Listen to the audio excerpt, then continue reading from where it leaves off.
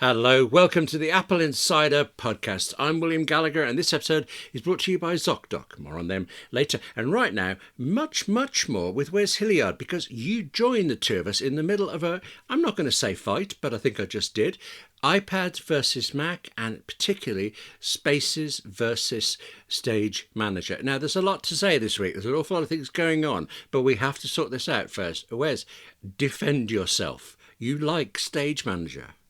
Well, William just stumbled into finding out that I've been iPad only since about July now. I gasped. Switching back from my 14-inch MacBook Pro, yes. How can you do? I'm on a 14-inch MacBook Pro now, and it is the best Mac I've ever used. And I loved it.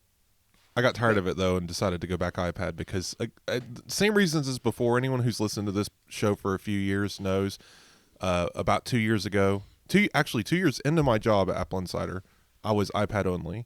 And then Apple Silicon and not Stage Manager, but Apple Silicon and the redesigned MacBook Pros, Universal Control. There was just so much technology. Yeah, it just sounded really fun. I wanted to check it out. Mac sounded exciting again, so I jumped into Mac and then did that for about 2 years. And now iPads sounded kind of exciting again because we have Stage Manager, external display support, all the things that I needed back when I was iPad only when I first started at AppleInsider, now possible.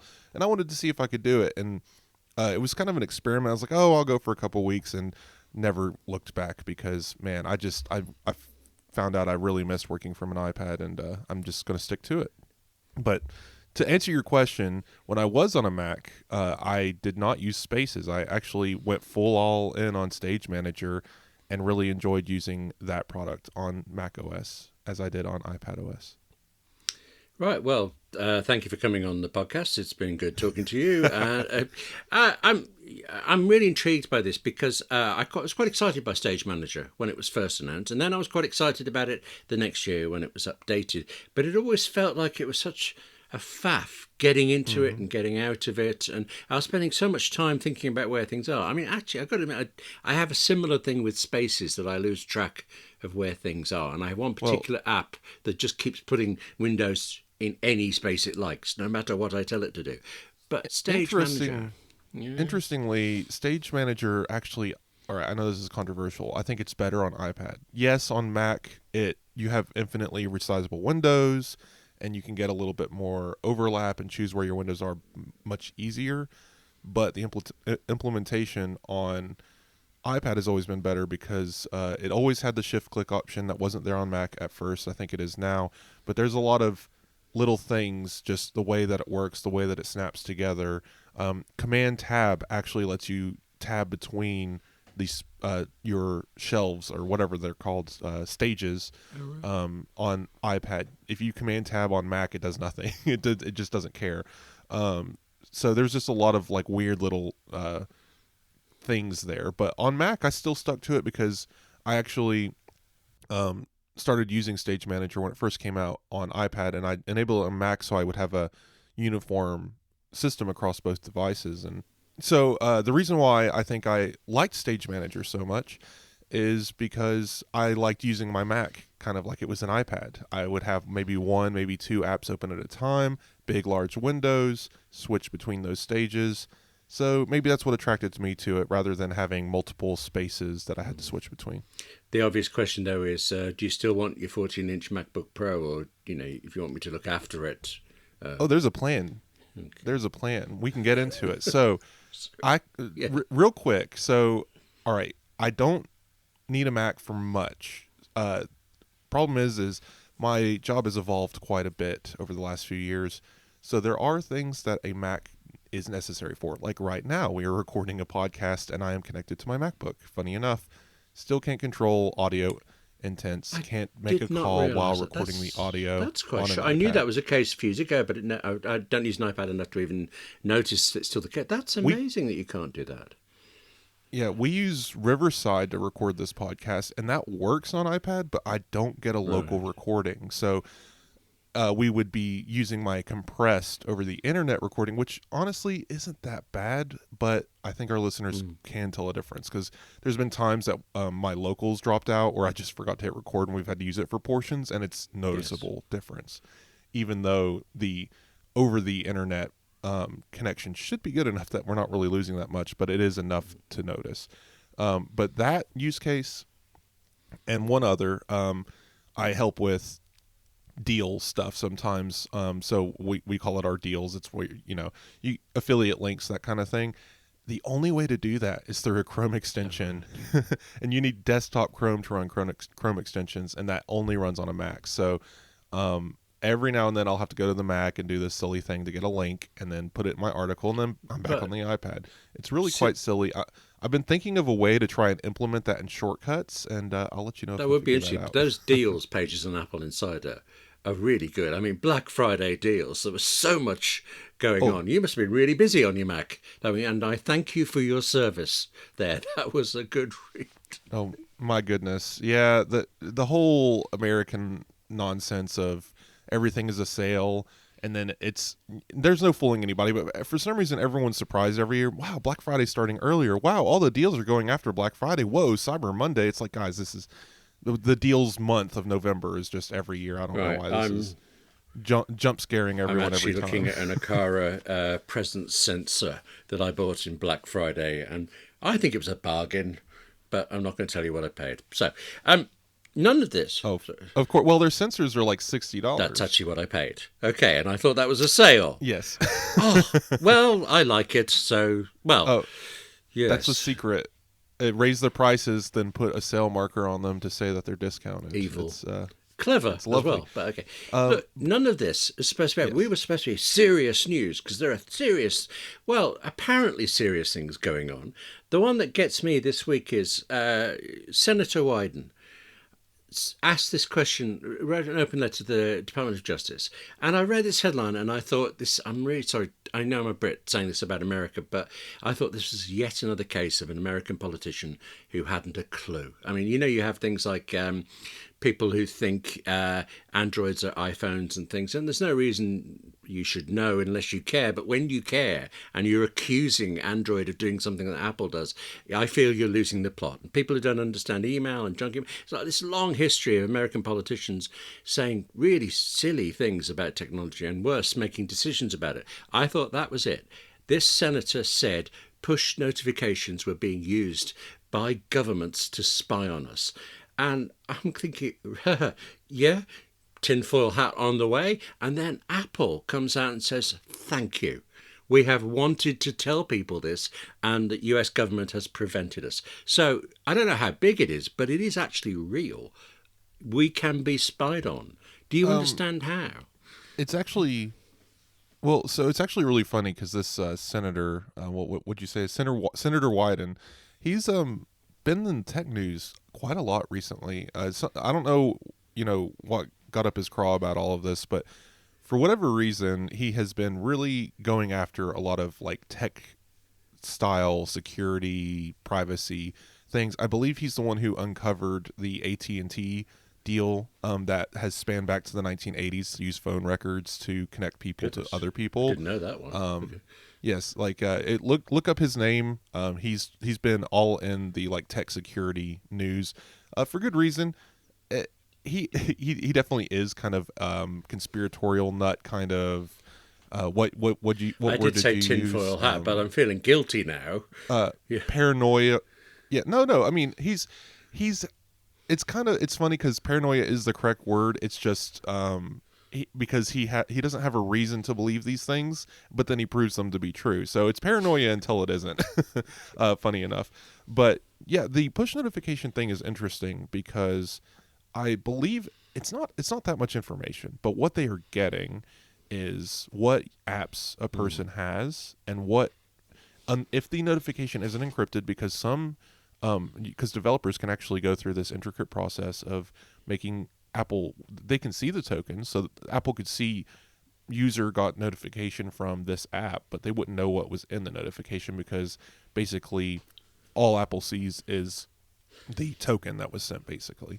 But otherwise, most apps don't care. So, they can tell that you ordered a meal from McDonald's and your Uber driver's on the way, that kind of stuff. Like the notifications have text attached to them and they're visible on the servers. So theoretically, maybe your Facebook Messenger notifications, if you don't have it set up properly, maybe it's telling your messages over notifications, or your location information of you're getting picked up at so-and-so address. That kind of stuff can just be sifted through. And yes, it's a lot of data to go through, but if you're looking for a person, if you're trying to find out something, it doesn't matter how much data there is, they're interested in all of it, and something in there might be useful.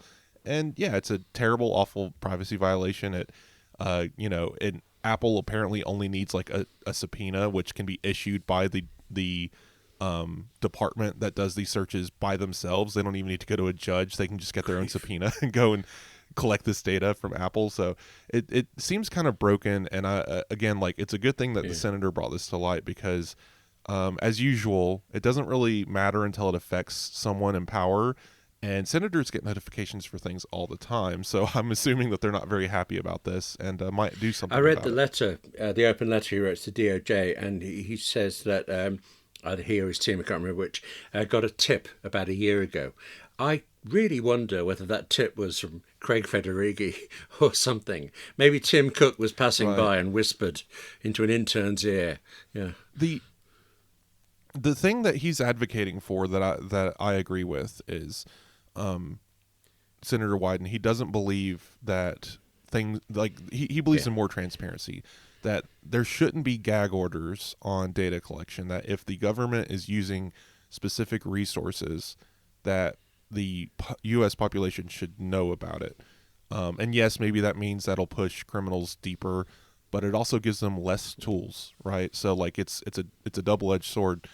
We're taking away the tools that they can use because we're telling them, hey, we're looking here, so if you use that, we're going to find out. And they have to, they get pushed deeper.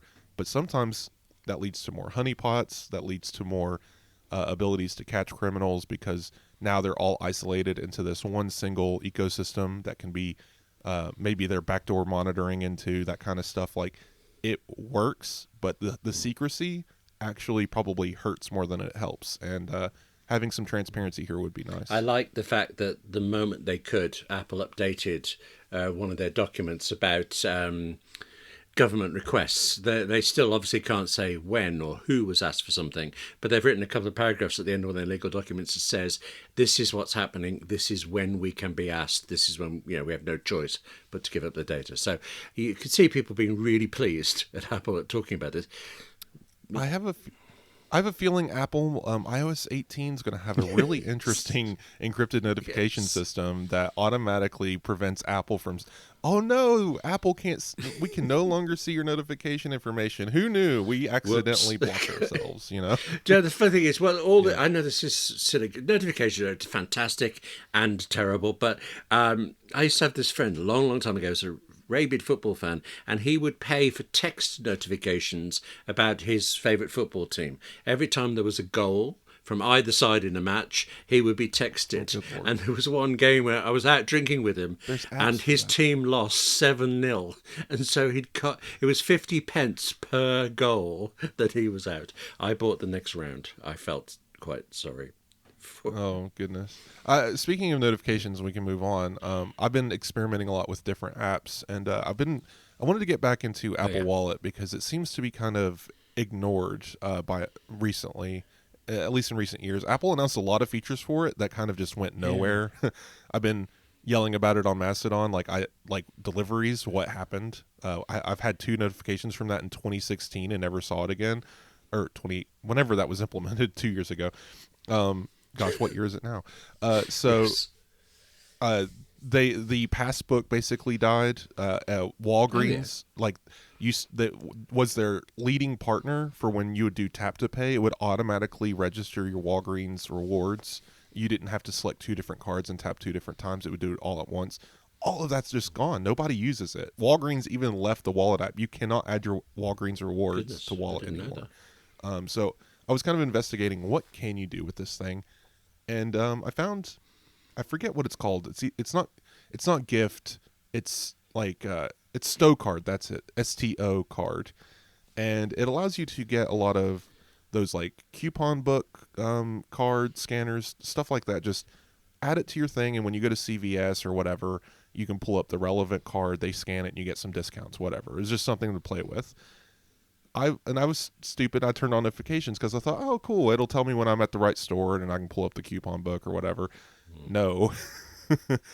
Within a day, I got the weekly deals notification. And what's worse, it's so bad. It wasn't like a link to a website or a list of great deals. It was a photo of the like magazine style newspaper clipping of all of the discounts that were, it's a non-interactive, basically a PDF of this week's like newspaper pullout clipping. And I was just like, oh no, and just deleted the app immediately. I just did not care. I was just like, whatever you're doing, I don't want it, and just got rid of it. I've just had a good experience with Wallet. I worked in a school in Geneva for a couple of days, and the flights from the UK and all this stuff. At various points, tickets and things would offer to go into the wallet, and I thought, oh, why not? And I did, and most of it worked fine. But I can't remember if this went into the wallet or not, but I actually bought a ticket for a bus, a hotel bus. And when you go on the bus and you try to have your code scanned, they have the scanner so close to the NFC reader that the phone starts just displaying your credit card instead. In fact, I'm not certain. I may have actually bought a ticket twice because of it. So, yeah, old-fashioned money. It's very odd. I wish if anyone listening knows what's going on, just let me know, because it drives me insane that there's so many of these features like deliveries, like certain like passbook, like all the different things you can add to your Apple Wallet, all these technologies, and then you look outside of it, Apple HomeKit router support, just all these things that Apple introduces that seem like, wow, this is going to be great for the user. I can't wait to see it implemented, and then it's just ignored, just passed by the industry. And I wonder why. Like, is it really about like data collection? Like, is being part of Apple Wallet like not allowing them to get certain information about the user? Is what's going on here? Because it drives me crazy thinking like I could see all of my deliveries from the Shop app at least. I know Amazon will never do it, but like certain things like in Apple Wallet, like there's the receipt tracking. There's a lot of really cool stuff here, and it's just ignored. And I wonder if Apple's missing like an evangelist program where they have people go door to door and say, "Excuse me, sir, have you heard the good word about Apple Wallet? Could you add your app to Passbook, please?" Like, and it's just I don't know. It just seems very odd to me that these seemingly user benefiting features that would make the technology better, that would make people like Apple people who buy iPhones who care about this stuff would say, hey, I have this tool. How cool is it that it shows up for me, that it presents itself in the Wallet app? It's all private. It's all secure. I want to use this. I'm going to look for apps that have it. And then you choose not to be part of that group of the apps that have it. And now your people are less incentivized to use your app, especially if they're like Apple fanatics who know about these technologies. So I just find it odd that they would avoid it. Yeah, but you're forgetting iPhone. It's a very small market, really, isn't it? I mean, right. See, that's what I was thinking too. But that argument made sense maybe in 2013, and it doesn't work anymore. It's just most of the United States is iPhone at any given moment. Yes, every now and then. There's a sale on Samsung phones and it overtakes iPhone again, but it's right there at that 50% mark that it's just like, why? Why are we talking about this? This episode is brought to you by ZocDoc. Have you ever been on the hunt for a new doctor? You've moved to a new town, a new state, or your doctor has moved, and now you're asking absolutely everyone for a recommendation. I mean, friends, neighbours, people on Facebook, strangers passing by who look kind, and maybe you get some names. Hopefully, actually, you even get some good recommendations. But now there's that next issue of whether the doctor they recommend takes your insurance or not. Being in the UK, I had no idea that it was this complex in America, or that you could find a doctor, book an appointment, and only when you get there do they tell you that no, they don't take your insurance. If I had to go through that, I think, I'd seriously consider just never getting ill. But okay, since that's not exactly, the most practical solution, if I were in the US, I would be using ZocDoc.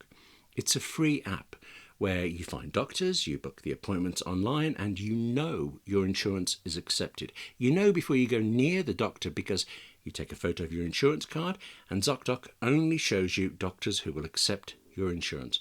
There's no doubt, no delay, it's automatic. ZocDoc will not waste your time showing you doctors that you then can't use. We're talking about booking appointments with thousands of top-rated, patient-reviewed doctors and specialists. You can filter specifically for ones who take your insurance, who are located near you, and who treat almost any condition you're searching for. ZocDoc is a free app where you can find amazing doctors and book appointments online. And every doctor on ZocDoc, patient-reviewed. They have reviews from real patients like you and me. And the average waiting time for a doctor that you find through ZocDoc is 24 to 48 hours. You can even get same-day appointments. Go to ZocDoc.com/AppleInsider and download the ZocDoc app for free. Then find and book a top-rated doctor today. That's ZocDoc.com/AppleInsider. ZocDoc.com/AppleInsider. I keep wanting to say Z, but that is just wrong of me. ZocDoc.com. And thank you to ZocDoc for supporting the Apple Insider podcast. But apparently there's not enough iPhone users in the UK to have iMessage count as a as a service that needs interconnectivity. Well, there are enough of us here, but we don't tend to use iMessage. I mean, I do. I prefer iMessage, but WhatsApp is the big thing here, as it is in most of the rest of the world. I think so ugly. Can't you get like car insurance through WhatsApp? Like, isn't WhatsApp one of those super apps that just lets you do everything? Absolutely, you can go shopping. Thought. I can't imagine spending more than the seconds I have to in that app.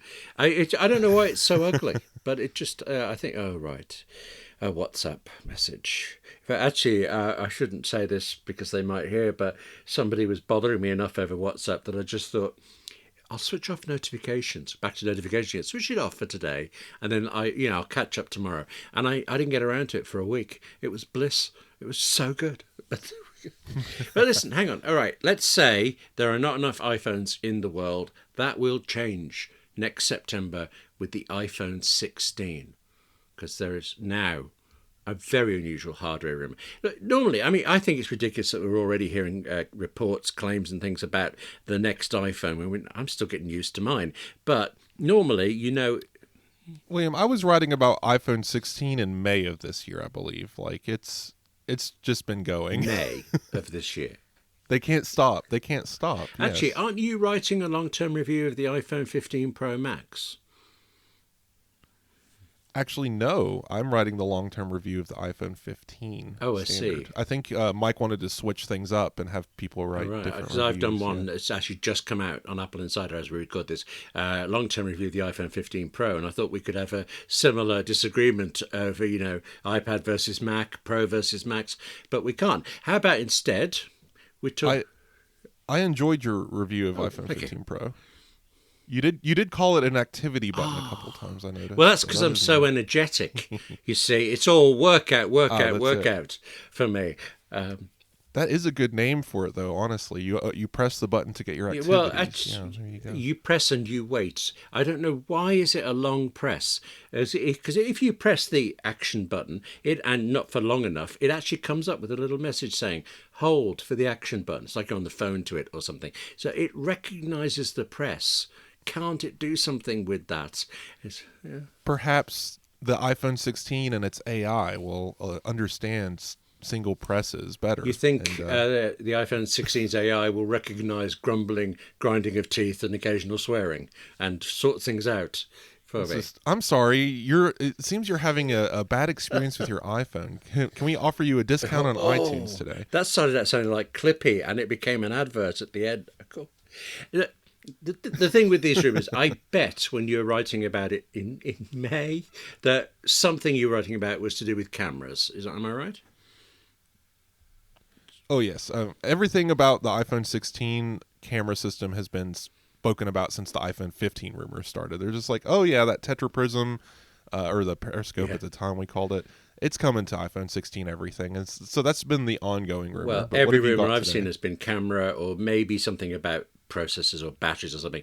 But this week, Ming-Chi Kuo says that there are actually going to be improved microphones for the iPhone 16, which is very nice. I truly had no knowledge that there was any need for improved microphones, but he says it's for a specific reason, that it is actually to help with AI, that it is to help with improving Siri. So, I mean, does this just mean that Siri hasn't been listening to me all these years, and it's not its fault. It's the microphone's fault. Yeah, it's the as you get older, certain tones just disappear in your ear until eventually the sound of your wife's voice is completely eradicated from your hearing spectrum. And it's not that you can't hear her talking; it's you want to. It's just you just can't do it. So Siri has learned to tone out all of us silly humans making all these requests. So they have to upgrade, give Siri a little hearing aid, and make sure that it can actually hear us. Because I don't know if you know this, William, but Siri's getting up there in years. It's pushing what, 12? 12 years old. Whereas all the other competing voices they've all been killed off, laid to the grave, to be replaced by the AI revolution that will surely enslave all of us eventually. But right now, they're very nice and giving us wrong information at a drop of a hat. So Siri may soon be reinvented, reborn into this thing, at least for iPhone 16, according to these stories. Can the microphone make that much difference, though? I mean, I have a problem with Siri at the moment. That if I ask my watch to set a timer for 10 minutes, I can see it says on the screen, set a watch for 10 minutes, and instead it runs it for 9 hours, 17 minutes, 14 seconds. Something crazily different. Do you did you own the original HomePod? I believe you did, or at least do currently. I do. In fact, actually, I can see it. Yes, it's on my desk. All right, so take me back in time to when the HomePod originally released, and you got it in your house for the first time. You set it up. Was it not just impactful and amazing to go like into the next room and then just say with your speaking voice, not screaming at the top of your lungs, just say a command and have it hear you from the next room? Yes. So yes, I do believe microphones make a very big difference because the HomePod's ability to pick up on what you're saying, even with music blaring through the house, and I just at voice volume say my command and it just does what it needs to do. Yes, Siri and the like internet and everything else can fall down, but at least it hearing you was never an issue and hasn't been since the HomePod. So the iPhone itty bitty microphones, only a couple of them. I don't remember how many, but I think it's 2, maybe 3 in the entire phone, whereas like a HomePod has like 6. So yes, an improvement to a microphone system could make a huge difference, because a lot of people blaming Siri or hating on it is more to do with it understanding what the person says, not necessarily that it can't hear it. So maybe better vocal processing as well is in need, because there's a lot of dialects, a lot of accents out there. So we'll see what Apple does. Okay, you've convinced me there, except when you took me back in time to the HomePod arriving, I remember this thing that I remember Apple once talking through when you have an Apple Watch, a HomePod, an Apple TV, an iPhone, an iPad, and a Mac, and you say, "Hey, Iris," or whatever it is, which device responds to you is actually an astounding piece of calculation. Polling. They instantly talk to each other. Yeah.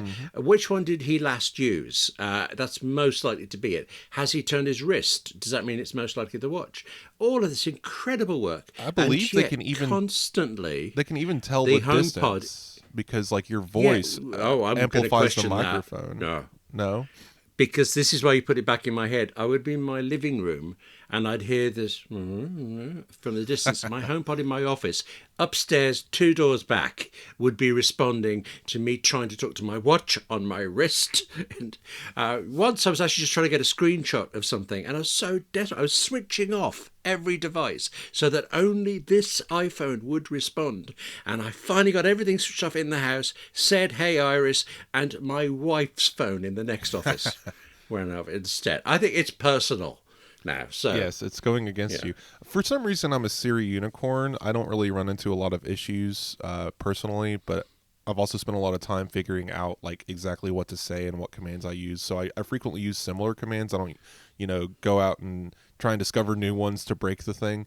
But I did turn off, so I don't have it turned on the command on everything. I actually have it turned off in like my dining room, because my kitchen and living room speakers are in proximity. So I don't want to, say something to the dining room and have it pick up everywhere in the house. So I've created some space there so my traveling voice doesn't, because I live in a house, but it's not a very big house. You can hear me talking in the living room from the kitchen. So but it tends to work. I've never found myself speaking in the living room and having the kitchen pick up. And one of my favorite things to do is I'll be heading downstairs to the den, and the lights are usually off because there's usually nobody downstairs during the day. So I'll just say to the air to turn on the downstairs lights, and someone somewhere picks it up. It's either the bathroom one upstairs or the den one downstairs, but I don't have to think about it. I just throw it into space. And it also helps, William, if you're trying to do something in a specific room, just let it know which room. So if the wrong one picks up, it still happens anyway.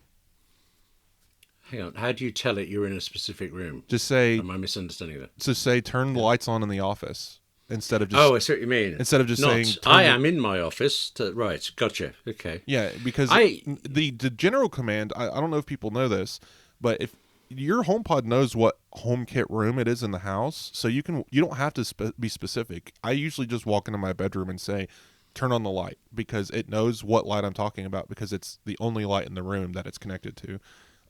But if you want it to turn on a specific light, that's when you have to get more specific. I should say, don't let me go down a rabbit hole here, because we have HomeKit Insider every Monday. Actually, there's HomeKit Insiders, Apple Insider Daily, there's us. But the HomeKit one, I really should talk to Andrew about this, because during COVID, I upgraded my router. I changed my Wi-Fi network, and HomeKit has never recovered, to the extent that my wife, I cannot invite her to our own house. You might just have to nuke it and start over. Like, create a new home. Factory reset everything, move everything over one by one. Do you have like 50 devices? How many devices do you have? Probably 10 or 15 with all the different light bulbs in places. So you have it easy. That seems a lot to me. You have it so easy. My goodness. If I had to do a factory reset of my home, I would literally cry. I'm leaning that way. Yes. Are your light bulbs on a Hue network? Yes. Well, then you don't even have to. Yeah, your light bulbs communicate by themselves. So the Hue bridge is the only thing that would have to be reconnected to home. The light bulbs come with it. Oh, right. Suddenly you've this got is it pretty getting easy. Doable. Yeah. Okay. All right. Well, hey, I thought ahead. Obviously. Yeah. Okay. That is the one good thing about having bridged HomeKit accessories, is that the bridge is the connecting point, not each individual item. I'll tell you what, let's look further into the future again, into the possible future, the slightly less certain future. Apple this week applied for a patent on a particular thing, and Apple applies for hundreds of patents. It gets hundreds of them. Doesn't mean we'll ever see it in the product. But have you seen about the flashlight for Apple Watch, and do you want one? I already have a flashlight on my Apple Watch, William. I don't know what you're talking about. If you mean the press the button on the side, swipe, press the button, and then kind of contort your wrist in a certain flamenco kind of dancing way, and then the screen lights up. That's not it. That's not enough. Did you notice that if you turn the wrist back towards your face, it dims the light so it doesn't blind you? I find that my girlfriend figured this out, and she was just fascinated with it like a toy and just kept playing with it. I just thought it was funny. It's brilliant, isn't it? Yeah. My only thing is I prefer using the the flashlight on my iPhone, because with the iPhone you can use Harry Potter commands. Do you know about this? Yes.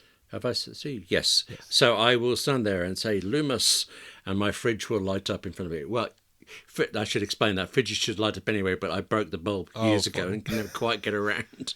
Why do I need to? I've got an iPhone. Right. So, yeah. Anyway, just have AI choose the food for you. You don't even need to look in the fridge. It just already knows.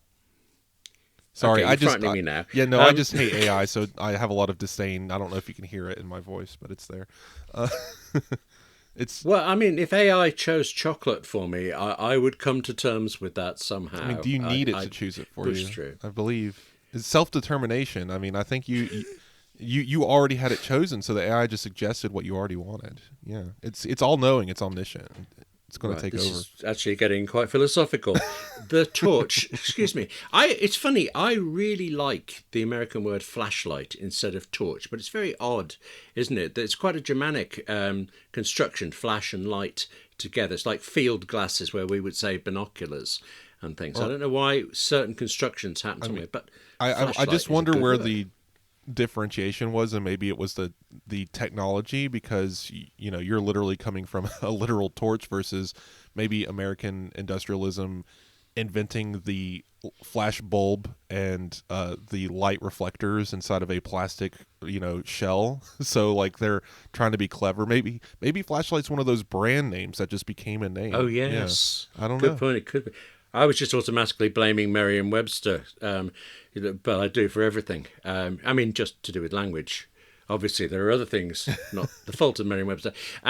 But to the point, if I could get you an actual flashlight that kind of clipped on your watch band very close to the body of the watch, and it was kind of horizontal to the watch, so that if you pointed at somebody, the light came on and it was presumably really bright. Kind of like Buzz Would that appeal to Lightyear you? with the laser. Yes, You just exactly like that. Oh, I wish I'd thought of that. Yes. Yes. Yeah. Do you fancy that? Do you want it? no, I have no need for that.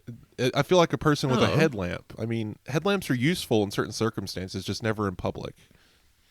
No, that's true. Okay. Right. I think we've mined that one Oh. enough days. Podcast over. Yeah, sorry about that. I should say that I love reading patents for things because Apple is absolutely dedicated on how something can be done, and also making the descriptions so vague and so broad that they can sue people in the future for even thinking about something similar. But what they almost never do is say why you would want something, and this time they gave one little reason, which was that torch on the side of the watch could have its own battery and so save your watch battery power. Oh.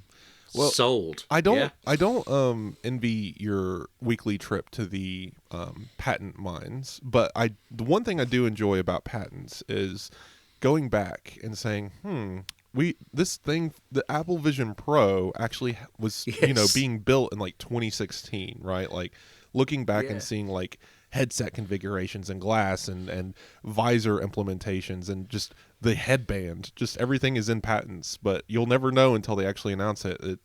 Hindsight is 2020, of course, but it is funny that it's kind of all out there. Somebody at Apple, I can't remember if it was somebody famous, actually said all of this stuff was out there hidden in plain sight. And once they said it, and you look back, yes, it was so obvious what they were doing for everything. So now, of course, as I go through the patents, I'm thinking, is there something obvious of what they're doing next? Yeah. There's a lot of stuff going on about a car. I think there's going to be a blue Apple car very, very soon. They're going to make really Yeah. very nice remote control like RC cars that you can drive around like a child's toy. Right. So all the same patents apply. They're just a lot smaller than you expected, right? So I've been getting my hopes up for an actual vehicle, and you're saying basically it's a Christmas toy that they're working Exactly, on yeah, for 10 years. Yeah. And That they had to billions buy of dollars probably. Yeah. AI-driven Barbie car. Yes. No, I'm excited to. Do you know I would consider that? I loved the Barbie film, but okay. Yes, you're excited. I would definitely think about investing a second or third mortgage into a Apple car. I am definitely curious about what shape it would take, how much it would cost. There's just so many variables here. But William, honestly, how much of the car really is beyond the infotainment system? Do we really care? Like, I understand. Okay, look, I'm a car person. Okay, like I get it. Like I love looking at old muscle cars. I'm a big Gran Turismo player. I love cars, but in real life, I also understand that I'm going to go to the speed limit, just like everyone else. So I'm going to go buy a Honda Civic with CarPlay and be content. What is the Apple car going to do that isn't just miming my app to a screen and having a steering wheel and four wheels? Beyond that, yes, they might have some very nice cushioned seats. They might have a windshield with a heads-up display. I don't know. That's what's so interesting about Apple Car is can they entice me to actually go to Apple Car and spend whatever $120,000 starting price, or am I just going to be okay just plugging my iPhone in as I always have into CarPlay and just go with that? Because what can they do really that isn't already there? Yeah, color wouldn't affect your choice. At all. The blue car, of course. Well, I mean, I can Yeah. get a blue Honda Civic, William. I don't know if you know this, but Oh, the market's full no, of blue cars. Okay. But is there a space grey? Oh, Or I can't think of other Apple terms that space basically black, mean green. silver. Yes. titanium gray. midnight blue. Oh, titanium grey. Yeah. Surely, a titanium covered car would look like it wasn't finished, wouldn't it? It'd look kind of like the Cybertruck. It's like a pixel that hasn't fully rasterized. Yes. Well, okay, actually, all right, let's just delve here for a moment, because it's funny you should say that about plugging your iPhone in and using CarPlay. Even if you hadn't already told me what car yet, I would know this means you don't drive a Tesla, I think. Oh, absolutely. Because Tesla doesn't support CarPlay. But I was announced anti-Tesla before it was cool. I just never thought they were very interesting car. Like I like the concept, but there's better electric vehicles out there, guys. I'm sorry. I really, really wanted one, and now what with Twitter X, I was driven around somewhere in some no-name electric car, and it was gorgeous, and it wasn't Tesla. Like and the key fob is cool. I like that the key fob looks like yes. a little car. I don't know. It's just a car, guys. I don't understand the cult following, and on top of that, I don't know. I don't want to get into it because the fans will like set us on fire, but. Yes, the anti-CarPlay stance of it is definitely one reason why I would never own a Tesla, because come on, CarPlay, that's 100% like build a car around CarPlay. That's all I care about, because that's why I'm buying a car personally, is to have my phone plug into it. I think I can change your mind. I think I can turn you around. Oh, of course. Are you willing to try? Oh, yes. Are you open-minded? I am opening my mind to suggestion, yes. Okay. I actually don't know the strength of this, because it's a Tesla rumor. It looks pretty solid. There is yet another software update coming, and people who follow Tesla updates are saying that the next one, which has apparently just been released to staff at Tesla and is coming very soon to everybody else, will include not CarPlay but Apple Podcasts. Is that enough for you? Does that turn you? I think in the vehicle, I would be more concerned about having Apple Maps. But funny enough, Apple Podcast is most of my listening. If other people are in the car, of course, I'll play music. But if I'm alone, I'm almost always listening to a podcast. That is enticing, but not enough, because, yes, I would really like to have the other things along with it. Well, what about the fact that in order to get it, you'd have to be... there's a premium subscription you have to have with Tesla that's an extra $10 a month to give to Elon Musk to allow, not to get Apple Podcasts, but to get any kind of streaming thing like that. Yeah, you have to pay I'm to presuming unlock. that doesn't. Yeah. That doesn't sound fun. Yeah, okay. So I kind of lost you there on that one. So I haven't got a job selling for Tesla. But William, another technology that seems to have disappeared off the face of the earth. What happened to like McDonald's adding a CarPlay app that lets you place your order while you're waiting in line and pay with Apple Pay, checking out with Face ID on your phone, and then pulling up and just grabbing your food and go. You know what I mean? Like, there's so many things that have been announced or patented or discussed at some point that just cease to exist. I need to do an article on this, because there's so many things that just never happened.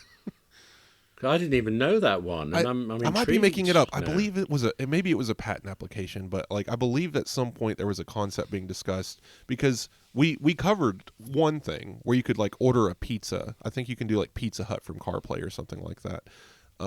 So we there's a YouTube video and everything, but I believe the concept was supposed to go further than that and like allow you to do like drive-through orders and stuff like that, but it just never surfaced, or developers just didn't care. I don't know, but with CarPlay the way it is, I mean, the surveys don't lie. I mean, everyone who's interested in buying a new car is interested in CarPlay. So, developers, where you at? I honestly don't understand why CarPlay is so popular. I mean, I love it, but I look at it and I think it's very simple. It does a few things, does them very well. But how often have you I'm used... now the same as you. I would never buy a car now that didn't have it. Yeah. Have you used other like infotainment systems that weren't CarPlay? Like, over the years. It's miserable. Basically, yeah. You turn on Radio 4 and that's it. That'll do. But yes, I do more. I was trying to show off to my mother when I drove her to some appointment somewhere, pulled into this deep underground car park and pressed all the buttons. You can actually pay for your parking through CarPlay, except something didn't work and I looked like an idiot for it. Possibly not a word you know there, but I think you can get it from the context. Aegis, not a very good word there thing. So I might just drive off somewhere and quietly play with CarPlay in a corner. Well, don't drive too far. I was wondering if you had to use a certain feature while you were on vacation. Emergency SOS. Did you get trapped in the forest somewhere in Japan or lost at sea? Weirdly, no. I feel like I'm disappointing there, but on the flight back into London, I was trying to arrange something. So the moment I get a signal, I was going to use it. And as I was trying for the signal, it was saying no. That was the first time I'd ever seen SOS and a little satellite icon in the corner. So I presume I could have tried using it, but trying to find a satellite from a moving aircraft in cloud cover, yeah, it wouldn't be. But I was excited to see. I was excited to see the icon. How ridiculous is that? But I was. Tell me, be sensible, be mature. The adults in the room here, have you used it, and did it save your life? No, but being in Tennessee, I see SOS a lot more than you might. Oh, Yes, I believe that actually doesn't necessarily mean SOS via satellite. I think it means the only thing you can do right now is dial 911 and we'll get you connected, but nothing else is going to work. Which also means you'll probably connect over satellite, but it's not. I don't necessarily think it means that. It's just you have so little connection that your bandwidth is being saved for emergency connections only, more or less. I think that's what the SOS is supposed to tell you. Oh, okay, but the little satellite icon, I can enjoy that. Oh, right. That is, you would definitely be. You're so dead that you must connect to a satellite to get anyone to help you. I mean, I can't imagine being in a situation like that, but it would be. My mind always just goes back to the Apple announcement for SOS and a helicopter showing up to save this couple who's been backpacking across a mountain. And I'm just thinking the American healthcare system would charge you for that helicopter, and I believe that would be in the range of $12,000 to $15,000. So thank you, I'll walk. Okay. Strange you say backpacking, because apparently there's a backpacking magazine, and this week they interviewed the Los Angeles County Sheriff's Department, who just wanted to enthuse about emergency SOS via satellite, and actually partly wanted to enthuse because they had been so skeptical when it launched. They thought, aye, false alarms, people will be misusing it, and they have. We've all heard reports of people in falling over when they're skiing, and that's triggering alerts. That's and they're the crash detection. Climbed up. Yeah, and because they've got all the gloves things, they can't get to the button, or it won't, or they don't know. And then air sea rescue arrives for it. So that happens, but apparently less and less. They're working on it. Yeah, I think the algorithms are getting better. People are getting better about turning it off. It should probably be a focus filter. Apple, come on, give us a focus filter for crash detection. Automatically turn it on when you're driving. Funny. Oh, that's what I was just wondering. Okay. Wow. Yes. How revolutionary would that be, Apple? Come on. But yes, making it a filter would also mean people might turn it off when they don't mean to, and it's a whole thing. But I still think it should be a focus filter. But no, yes, SOS via satellite, much less, you can't accidentally do that. So I think they're going to be happy with it. But go on with your story. Well, it's just, I should have thought of this, and I don't know why I didn't. They also were skeptical of it because they thought it would be abused. And apparently the whole year, they've had, maybe there was more than this, they were exaggerating, but for emphasis, they've had one person who reached out over emergency because they were out of gas somewhere. So, an entire rescue squad apparently was mobilized, but somehow they found out and didn't actually go. But yes, I would have, now they've said it, I would have imagined that happening a lot. William, you live in a place where you're pretty close to a lot of things all the time. Can you get lost in the country in the UK? I can't imagine how big it is. Is it big enough that you can drive out of a town and run out of gas in the middle of nowhere? You know what I mean? Well, I can get lost anywhere. I was with a group of friends and my wife Angela, and we went on one of these. It was a walk, but it was also, learn to navigate without smartphones things. And we're all split up in different, and I was so smug.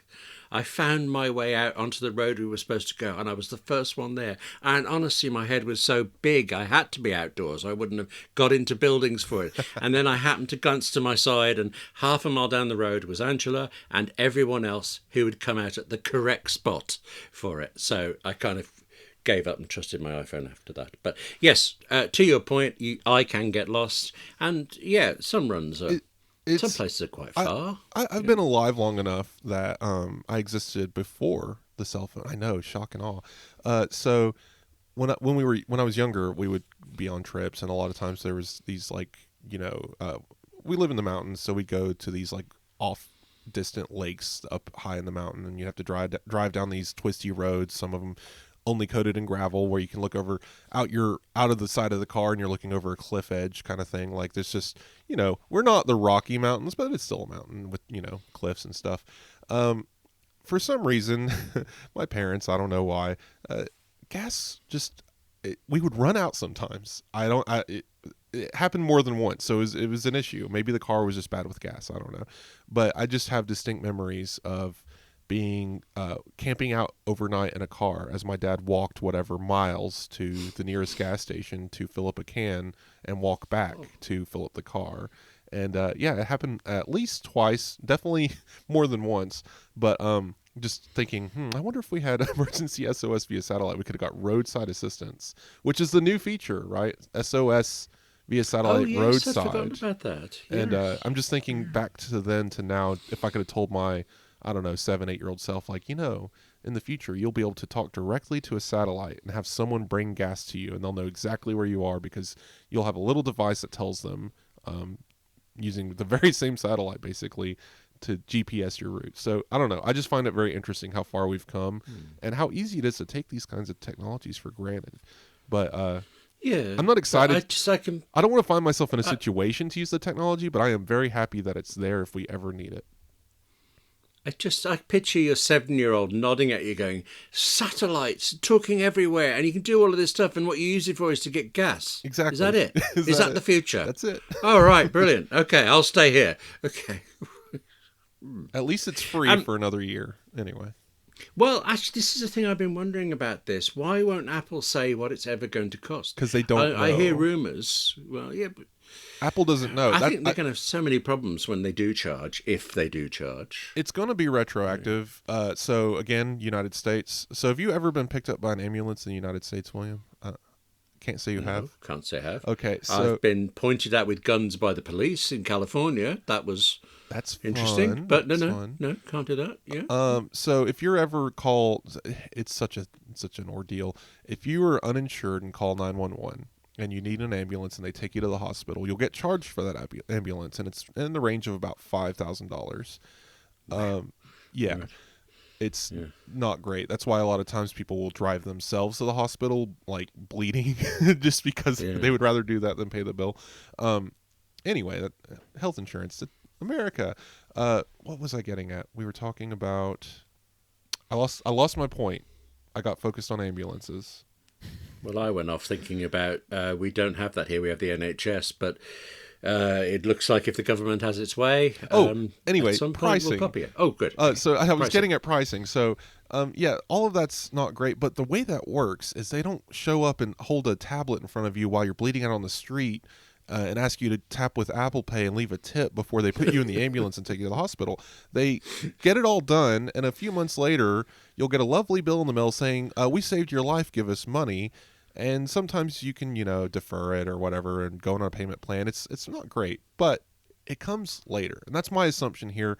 The satellite feature will always work. It's not going to come up with a billing screen. It's not going to do anything like that. But eventually you'll probably get an email saying, hey, you use this life-saving feature. It costs like $20. Just, tap to pay here and we won't have to take you to litigation. I know it's not great. It's not going to be, as clean cut maybe as Apple wants. Maybe they can include it as part of Apple One Premium or something. Apple One, yes.